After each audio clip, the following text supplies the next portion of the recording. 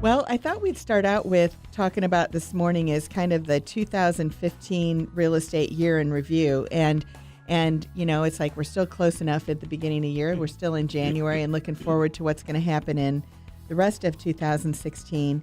And, this article that I ran into I thought was really great as far as, kind of reviewing 2015 and where we're heading in 16. And the first thing is that it talked about is really that the market is back.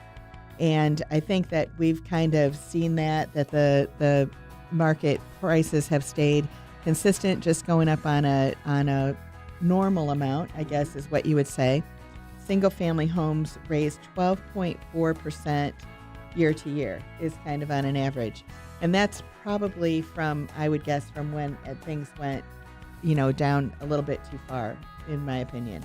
So now it's like, it's time to buy, but what? And honestly, there is actually a shortage in the market.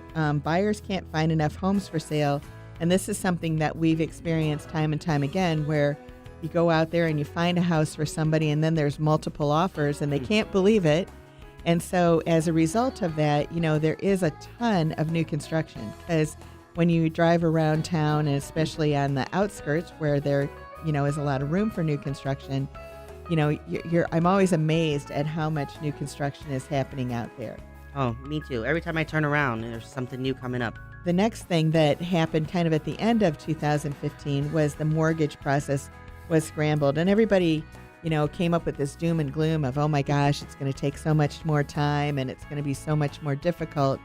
And actually, it's been, I think about the same. Yeah, it hasn't made it really any effect in purchasing real estate at all. Now, there are more regulations and more things that people have to go through. What basically changed in October is anybody that applied for a loan October or later of 2015 is that they actually get more documents up front. I mean, it's so normal that you would come to the closing table and that would be the first time that the buyer would see the documents that they're signing the next 30 years away.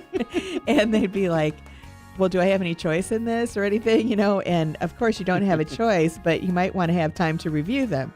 And so now the rule and the law is that you need to have those documents 3 days in advance. And so with that, you can obviously get all your questions answered. But what we have found is that in 2015, more home buyers discover that they do qualify for a loan. Yeah, it looks like the lenders loosened up a little bit in 2015, and that made it much more easier for, people like yourself and myself to qualify for a home.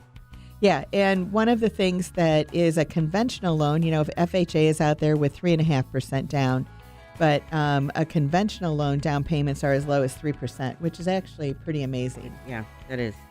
This time around, when people are looking at everything, the reason that they don't feel that there will be a bubble in, when we're looking at 2015 in review, is because most of the loans are fixed rate, most of the loans are fixed payment. So it's not going to be something like in the past, there were a lot of loans that were interest only. And then they became interest only plus plus paying down your loan, which is normally what you do with a loan. And then they were also adjustable interest rates. And so somebody would, they might be paying something like, $1,500 or something. And then all of a sudden the next day, their loan payment could be $3,000, $3,500. And when that happened, that's really what caused a lot of the problems.